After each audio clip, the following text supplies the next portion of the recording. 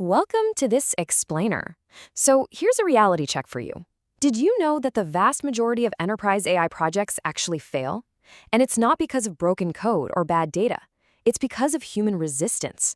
Today, we're tackling that absolutely critical, yet surprisingly overlooked piece of the puzzle, the human element. We're unpacking Domain 5 of the Intelligent Organization Framework, zeroing in on people and the actual mechanics of adoption. Okay, let's dive into this. The entire TIO framework rests on one fundamental premise. AI is not a technology project, it is an enterprise transformation, where the whole organization is the unit of change. As non-technical executives, you've probably learned from painful experience that you can have the most brilliant data strategies and the most advanced tech architectures, but they will completely fail if your people don't actually adopt them. It's that simple. So here is our cognitive roadmap for today's explainer. We're going to systematically break down this people puzzle by looking at the transformation pipeline, the core logic, preparing and embedding, equipping and clarifying, and finally, sustaining the change. All right, let's kick things off with Section 1, the transformation pipeline, and exactly where people fit into the bigger picture. Now, what's really interesting about this system is how it acts as a continuous, flowing sequence. We see the 5 domains all working together. Leadership directs the mandate, data informs the insights, technology enables the secure foundations, the factory produces measured value. But look at that final piece. The absolute linchpin is Domain 5, people adopt. Literally none of the preceding work matters at all unless your teams understand, adapt to, and actually trust the new ways of working. Moving right along to Section 2, the core logic, which is all about the human journey of adoption. You see, the people domain isn't just some vague theoretical concept. It actually breaks down into a highly practical 5-step capability model. Think of this rhythmic sequence as the heartbeat of our framework. Ready? 1. Change prepares. 2. Adoption embeds. 3. Skills equip. 4. Roles clarify. And 5. Culture sustains. This right here is the exact step-by-step journey your people have to take for new tools and redesigned work to truly stick. Which brings us to Section 3, preparing and embedding, focusing specifically on change and adoption.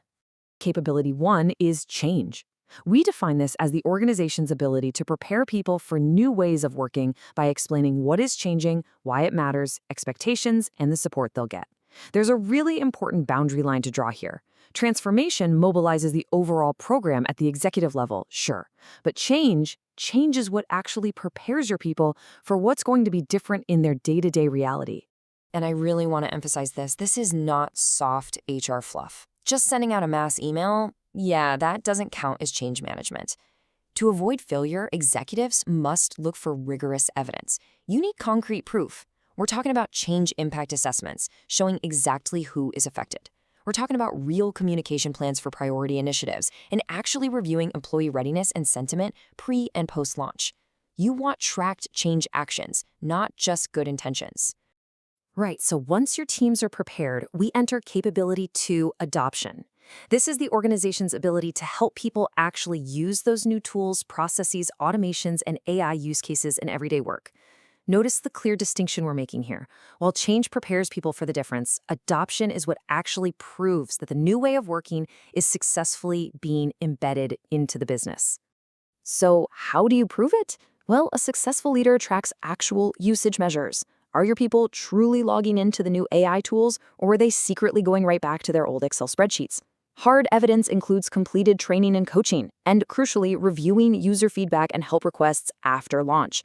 You need post-launch reviews that detail exactly what was used, what was ignored, and what changed in the business as a result.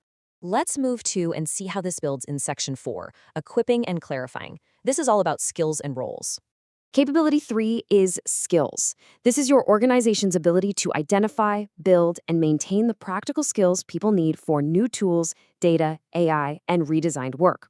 We have another really clear boundary here. While leadership fluency informs executive judgment at the top of the house, it is skills that actually equip the people on the ground to do the day-to-day work. And just like everything else we've discussed, skills require undeniable proof. We have to move way beyond mere aspiration here. You should be looking for role-based learning plans with hard timelines and specific owners. You need to see the execution, completed training, practice sessions, or certifications. And finally, validation. demand practical work samples showing that these new skills are actively being applied on the job. Now, once people have those skills, we reach capability 4, roles. This is the ability to clarify responsibilities, decision rights, human accountability, and role changes as the technology evolves. Think of it like this. Skills equip your people to actually do the work, but roles clarify exactly what those people and the AI itself are accountable for. So the crucial point is this. Documenting human accountability rules for AI is an absolute necessity for safe scaling. You literally cannot skip this. You must have documented rules defining exactly what AI workflows can and cannot decide on their own. You also need human accountability rules for AI-supported decisions, plus updated expectations for your managers regarding coaching and oversight. You always need a human firmly in the loop where risk demands it. All right, moving into our final section, Section 5, Sustaining the Change, where we tackle culture. Capability 5 is culture. Within this framework, culture is defined as the organization's ability to sustain trust, learning, accountability, and responsible use through visible leadership behavior and team norms. The boundary logic tells us that while adoption embeds the new ways of working into the business, it's culture that sustains those behaviors to ensure they actually last over the long haul.